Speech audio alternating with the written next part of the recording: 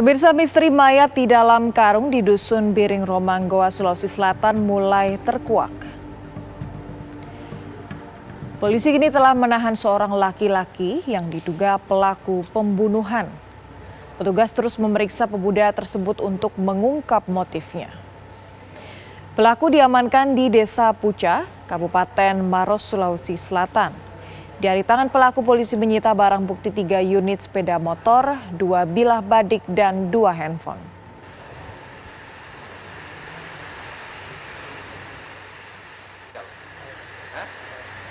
Dan untuk mengetahui perkembangan terkini kasus pembunuhan yang mayatnya dibuang di dalam karung di Goa, Sulawesi Selatan, kita sudah bersama dengan reporter TV One Syamsul Ma'arif. Selamat sore Syamsul, silakan dengan laporan Anda.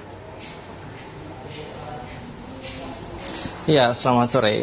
Saat ini aparat kepolisian dari Polres Goa sudah menangkap satu orang terduga pelaku yang sudah ditetapkan sebagai tersangka. Namun saat ini kepolisian dari Polres Goa masih mengembangkan apakah ini murni kasus dengan pelaku tunggal ataukah melibatkan banyak orang. Nah, untuk mengetahui perkembangan selanjutnya saat ini sudah bersama dengan kami Kasatres Polres Goa dengan Bapak AKP Jufri Nasir. Selamat sore, Pak. Selamat sore ya. Pak, seperti apa Pak? Apakah benar-benar ini kasus dengan pelaku tunggal kah? Ataukah ternyata saat ini masih didik untuk mencari tahu pelaku-pelaku lainnya, Pak?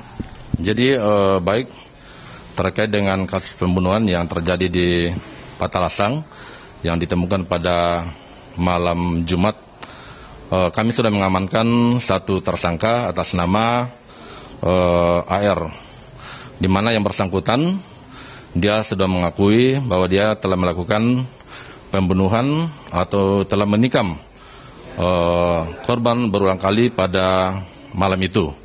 Dan pada saat dia selesai melakukan penikaman, korban meninggal, dia pastikan bahwa sudah meninggal, dia kasih masuk karung, terus kemudian oleh pelaku mengambil barang milik korban berupa motor, uang dan HP, kemudian menuju ke salah satu daerah di Kabupaten Maros, yaitu Puca.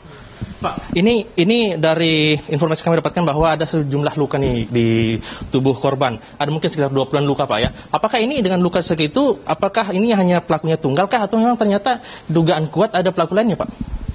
Jadi benar, terkait dengan adanya luka yang ada di tubuh korban setelah diotopsi dan dibawa di Bayangkara, itu ada perlukaan pada tubuh korban kurang lebih 20 tusukan. Namun hasil penyelidikan atau hasil interogasi kami untuk sementara pelaku yang kami amankan, dia mengakui bahwa dia hanya sendiri yang melakukan penikaman.